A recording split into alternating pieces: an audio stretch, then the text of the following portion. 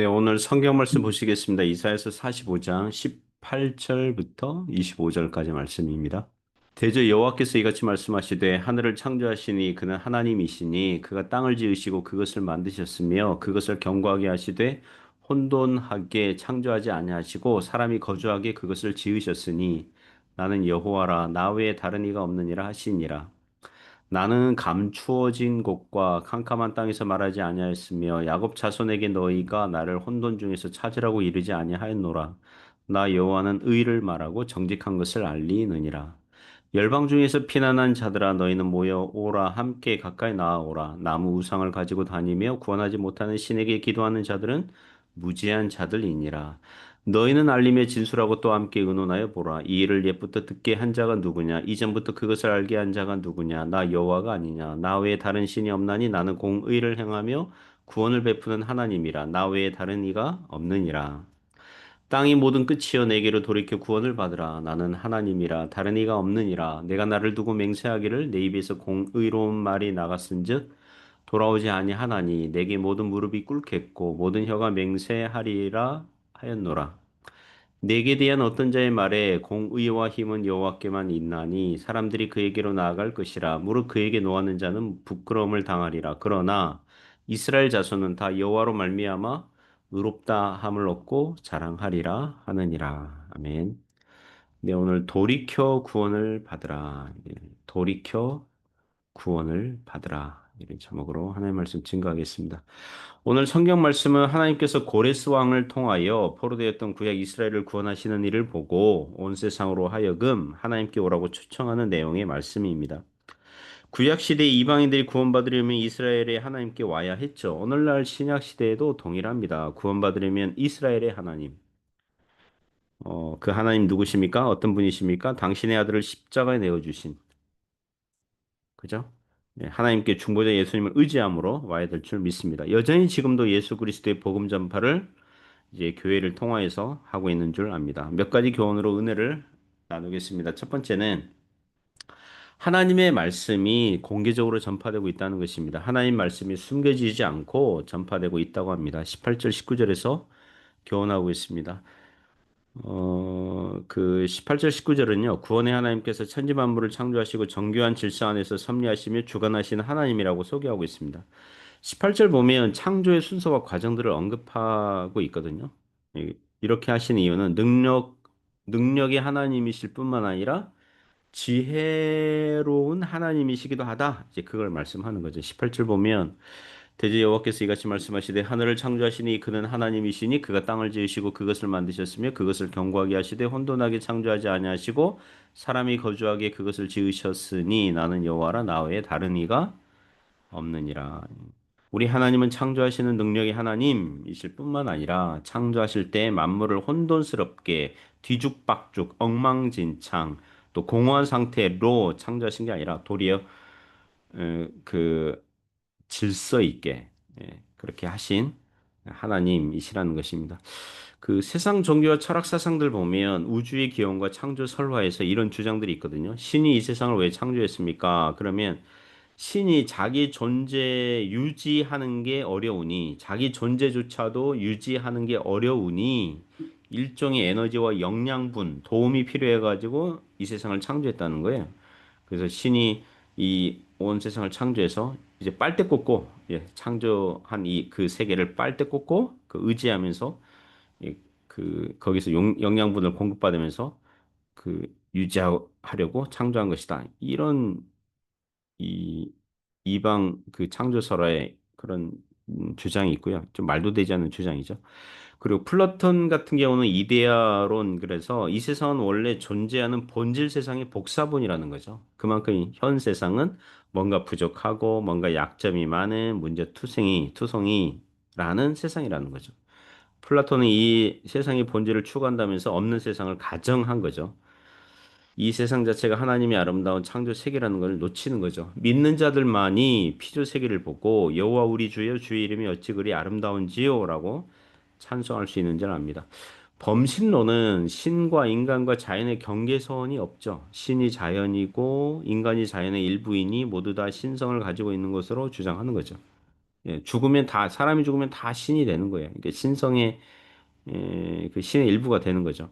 거기에는 창조주 하나님이 없고 다만 결국에는 인간도 자연도 서로 신이 되고 합일이 되는 것밖에 없어요. 그래서 서양에서는 죽으면 별자리가 된 신화가 많고 동양에서는 이 죽은 조상들이 작은 신들이 되는 그런 스토리가 많죠. 이와 같은 주장들이 태초에 하나님의 세상을 창조하셨다는 말씀을 믿지 않거나 그 말씀에 무지하기 때문에 만들어낸 허구들이라는 것입니다.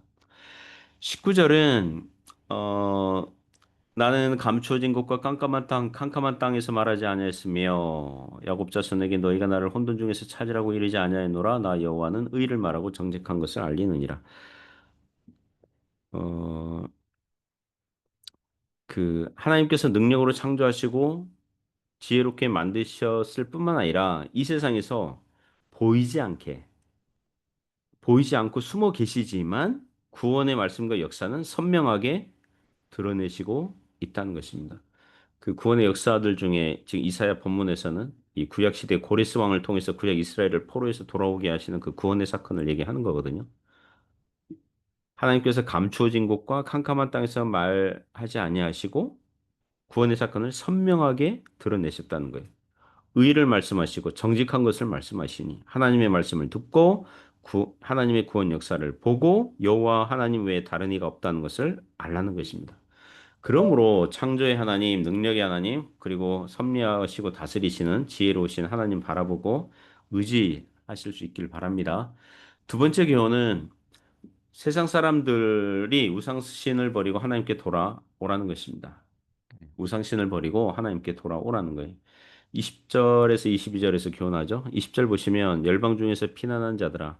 여기서 피난한 자들은 열방 중에서 그 피난한 자들은 고레스 왕에 의해서 이방 나라들이 정복당하고 멸망을 당하는데 그 와중에 피난한 이방 백성들을 얘기합니다.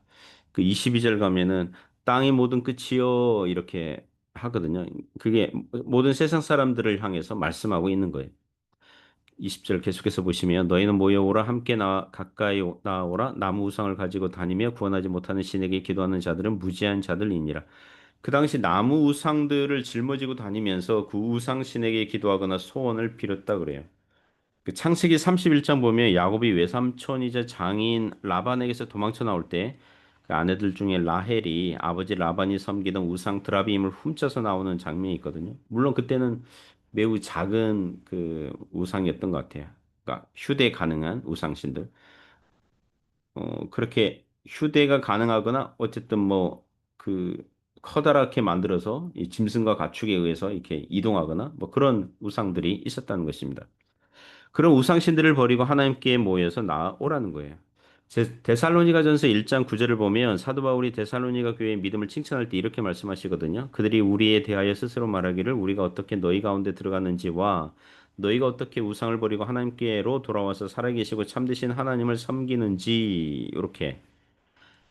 그러니까 데살로니가 교회 교인들 대부분이 전직 우상 숭배자들이었는데 우상을 버리고 살아계시고 참되신 하나님께 돌아와서 하나님을 섬기는 것을 칭찬하는 것입니다. 오늘 이사야 본문을 보면 그 당시 우상 숭배하던 자들이 고레스 왕의 정복으로 말미암아 그 나라들이 망하는 거를 이렇게 봤잖아요. 그래서 그리고 이스라엘이 구원받는 걸 봤지 않습니까? 고레스 왕을 통해서 구약 이스라엘 백성들이 구원받는 거 보고 그들은 이 그들이 우리가 섬기던 우상신들이 우리를 보호해 주는 게 아니구나. 이스라엘의 하나님이 진짜 하나님이시구나. 이러면서 우상신을 버리고 하나님께 돌아온다는 것입니다. 21절 보면 너희는 알림에 진술하고 또 함께 의논하여 보라. 이 일을 옛부터 듣게 한 자가 누구냐? 이전부터 그것을 알게 한 자가 누구냐? 나 여호와가 아니냐? 나 외에 다른 신이 없나니? 나는 공의를 행하며 구원을 베푸는 하나님이라. 나 외에 다른 이가 없느니라. 하나님께서 고레스가 등장하기 약 200년 전부터 이스라엘의 선지자들을 통해서 예언하셨다는 거예요. 우상신들은 그런 예언을 할 수 없는 무능하고 헛된 신들이라는 것입니다. 그러므로 하나님 외에는 다른 이가 없으니 하나님께 돌아오라는 것입니다. 그러므로 22절에 땅의 모든 끝이여 내게로 돌이켜 구원을 받으라 나는 하나님이라 다른 이가 없느니라. 땅의 모든 끝은 온 세상 사람들을 은유적으로 지칭하는 그 용어예요. 사도행전 1장 8절 보시면 예루살렘과 온 유대와 사마리아와 그리고 어디에요? 땅끝까지 예수님의 증인으로 살라 그런 말씀 있잖아요. 땅끝은 모든 이방 세계를 통틀어서 하는 말씀인 것입니다. 그러므로 이 한국이나 중국도 이스라엘 구약 이스라엘 관점에서 보면 어디예요? 땅끝이에요. 땅끝. 이방 나라예요. 지금도 예수 그리스도의 십자가 복음이 온 세상에 땅의 모든 끝에 전파되고 있는 줄 믿습니다. 그러므로 우리가 부지런히 하나님 모르는 사람들에게 하나님의 아름다운 덕을 선전하는 저와 여러분 되시기를 바랍니다. 세 번째 기호는 하나님께 돌아오는 자는 구원이 있다는 것입니다. 누구든지 하나님께 돌아오면 구원이 있다는 것입니다. 23절에서 25절 말씀이 교훈합니다. 23절 보시면 내가 나를 두고 맹세하기를 이렇게 시작해요. 하나님께서 하나님 자신을 두고 맹세하신다면 그것보다 더 확실한 보증과 확실함이 없죠. 그죠? 왜냐하면 다른 모든 것들은 하늘과 땅이라도 하나님보다는 부족한 거거든요. 하나님께서 하나님의 이름을 걸고 맹세하신다면 무조건 신뢰할 만한 거죠.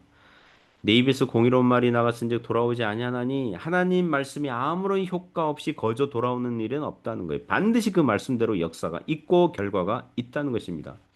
우리가 복음을 전할 때 혹시 상대방이 거절하고 믿지 않냐면 그 복음이 아무런 효과가 없는 게 아니에요.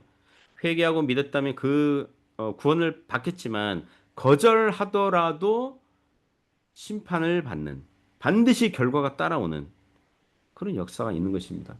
그 신학 용어에서 구원의 서정이 있거든요. 서정, 그게 순서라는, 논리적 순서라는 뜻이에요.